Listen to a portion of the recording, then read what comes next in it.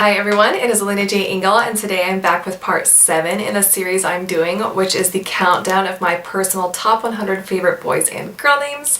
And today I'm going to be talking about names 40 through 31, and in the description box below I will have a playlist that links you to the previous 6 videos, so if you haven't seen those you might go ahead and watch those first.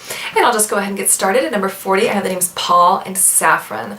Paul is an English form of the name Paulos, which means small. This is of course strongly associated with the biblical figure Paul in the New Testament. This is a name that I fell in love with after reading the Anne of Green Gables series for the first time at around the age 13 or 14. She has a student named Paul who is an absolutely darling character, and I definitely picture him with the name Paul. Unfortunately, I don't think Paul Engel works very well, and I do know a lot of Pauls, so I don't think I'd ever use this name, but I get really excited when I see other people use it on their little boys.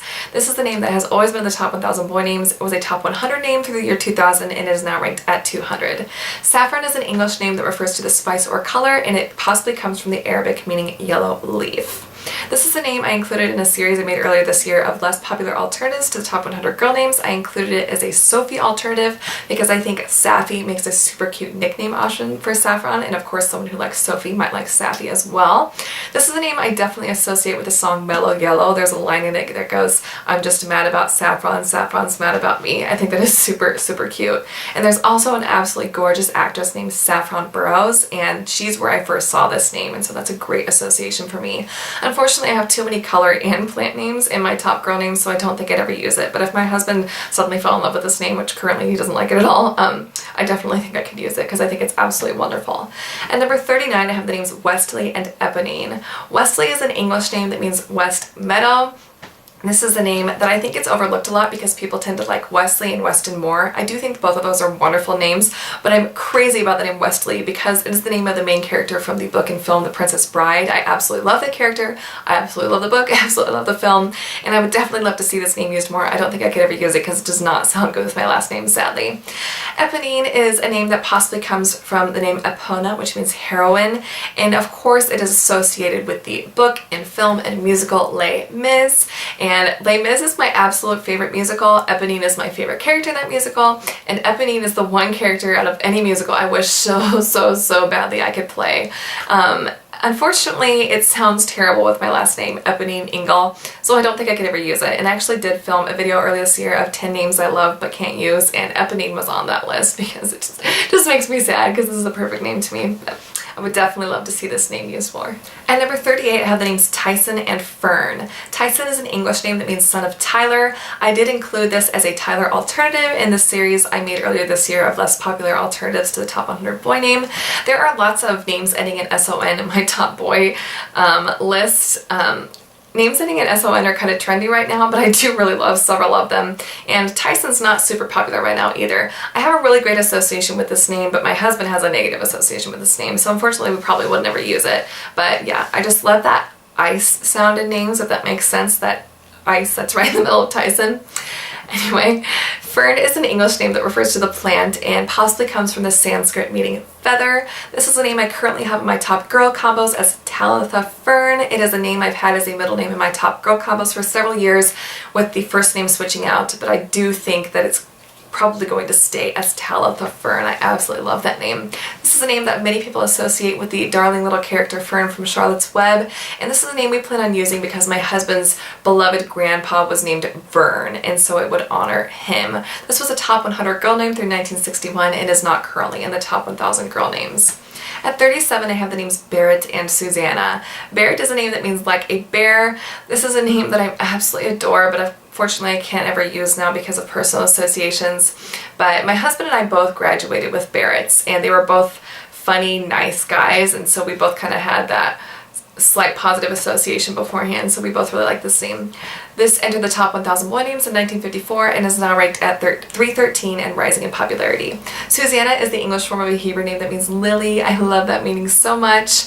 This is a name I can't use because my husband has an aunt Suzanne and I have a cousin named Susan, and I've talked names with both of them, so they would probably assume that was after them, and it'd be kind of weird to name a child after those particular relatives, even though I do like them both. This is a biblical name, and it's a name I really love, especially because she could go by Suki as a nickname, which I think is crazy adorable. This was a top 1,000 girl name from 1967 through 1978, but is not currently. I would love to see this name used more. At number 36, I have the names Ciaran and Fidelia. Ciaran is an Irish name that means little and dark. This is a name I really love for the sound. I think it's so gorgeous, and I do tend to like a lot of two-syllable C boy names, particularly ending in N, like Ciaran and Curran and Cullen, and one of my son's middle names is Clinton. This is a name that I associate with an actor whose first name is Ciaran. I forgot to write down his last name, but he played the lead male in Persuasion, which is of course a Jane Austen book that was made into a film. Oh, it's Ciaran Hinds is what his name is, and so that's a good association for me, of course, and unfortunately my husband doesn't like this name, so I probably will never use it, but I do absolutely adore the name Ciaran. Fidelia is a Latin name that means faithful. I love that meaning so much. I'd never heard this name before. I, believe it or not, watched an episode of Law & Order, I think, like 7 or 8 years ago, and one of the characters was a teenage girl named Fidelia, and I immediately was like, that name is beautiful, and I looked it up and I love the meaning, and I definitely picture a fairy with this name. It just has a delicate, soft, dainty sound to me. I have the name Cordelia in my top girl combos, and I think that's too similar, so I don't think we'd ever use Fidelia, unfortunately, but I do absolutely adore this name and would love to see somebody else use it. At 35, I have the names Klaus and Mira. Klaus is a diminutive of Nicholas, and it means victorious people. I had the combo Phelan Klaus in my top boy combos when I was like 18-ish, but I don't really like Phelan anymore, and I've never gotten my husband to like the name Klaus, unfortunately. This is a name I definitely associate with the character Klaus Baudelaire from the series of Unfortunate Events books, and I really love that series. And the craziest thing happened to me in the first year I was married. I found out that one of our neighbors at our new house was very distantly related to me, and believe it or not, they had 2 tiny children, and the baby boy was named Klaus. And Klaus has never been in the top 1,000 boy names in the US, so that was just absolutely crazy to me, and I was so excited to see him with that name. He was so adorable too.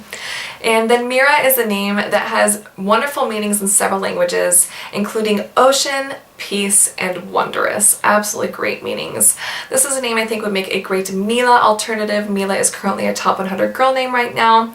This is a name I did have in a few different combos of my top girl names in the past, but unfortunately I just don't like it with my last name very much. And earlier this year I read the book Daniel Deronda by George Eliot. I really loved that book, and there is a wonderful character in it named Mira, spelled M-I-R-A-H, and so it made me love this name even more. It's sad that I probably can't ever use it, but there's also a really cute actress named Mira Sorvino, and I do think of her as well. This entered the top 1,000 girl names in 2001 and is now ranked at 586. At number 34, I have the names Johannes and Tamsin. Johannes is a form of John in multiple European countries. That means God is gracious.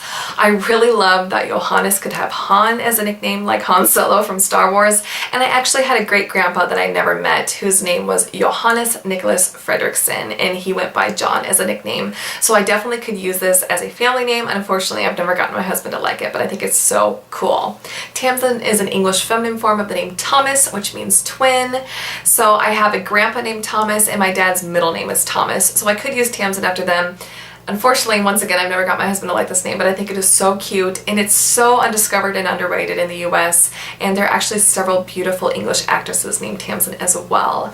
At number 33, I have the names Sky and Hester. Sky is an English name that comes from the Norse word for cloud. I definitely picture the character Sky Masterson from Guys and Dolls. I really love that association. And there was a show I watched when I was little called The Puzzle Place, where one of the characters was a little Muppet. Basically, he was a boy named Sky who I think was Native American, and I really like both of those associations. I would love to use this as a middle name on a boy. Again, I can't get my husband to like it. He doesn't like almost any of the names I like, but I think this name is so cool and underrated. Hester is an English form of Esther, which means star. This is very much a literary name. I've read 3 books now where there are Hesters in it, and all the characters are at least interesting, if not really great characters. I don't know if we'll ever end up using this name, number 1, because you have to be kind of brave to use it, but number 2, I did briefly have a cat named Hester. I gave her away after a week or 2 because I just found her, named her, and gave her to a home pretty much, but I think this name is absolutely lovely and beautiful, and I've loved it for a long time, and I currently have the combination Cordelia Hester in my top girl combos. At number 33, I have the names Llewellyn and Gemma. Llewellyn is a Welsh name that means lion-like, so cool. This is a name I first really liked after watching the movie Finding Neverland, where Kate Winslet plays a character whose name whose last name is Llewellyn Davies, and that's a wonderful association. I absolutely love that movie, and her character is really, really great in that. This is a name that is so cool to me and familiar, but so underused in the US. It's a name I could absolutely use in the middle name spot. Once again, a broken record, but my husband hates this name, unfortunately. Gemma is an Italian name that means gem or like a gem. This is the name I included in my series I made earlier this year as a less popular alternative to Emma. There are several beautiful celebrities with this name, and this is the name I had in my top girl combos when I was about 18 as Gemma Imogen, which totally doesn't work, but I do love both of those names still. Again, I can't get my husband to like this name, but I think it's absolutely darling. This first entered the top 1,000 girl names in 2008 and is now at 269 and rising, so I love that it is being used in the US. And at 31, I have the names Ezekiel and Miri. Ezekiel is an English name that comes from the Hebrew meaning strength of God, absolutely wonderful meaning. This was the name of a Old Testament minor prophet. I did briefly have the combination Reuben Ezekiel in my top boy combos when I was first married, but then I realized Ezekiel Ingle sounds really bad, which is sad because it's a name that, again, I could absolutely use in a heartbeat if it worked with my last name. I did include this as an Ezra alternative because Ezra just entered the top 100 boy names. This has actually always been a top 1,000 boy name in the US and is now at its most popular ranking at 148. I absolutely love that it's being used so much and it is rising in popularity too. Miri is the Italian word that means to wonder. I absolutely love that. Unfortunately, names with that ear sound in it don't sound very good with my last name, but I totally wish I could use this name because I think it's so pretty, and there's a really great book that I've always loved that's called The Princess Academy, and the main character is named Miri. I've usually always liked Mira a little bit more than Miri, but currently I really love the name Miri more, probably because I just reread the Princess Academy books last year. But this name is a name that can also be a nickname for several longer names like Miri and Amira, and I just think it's so cute, and I would love to meet a little Miri.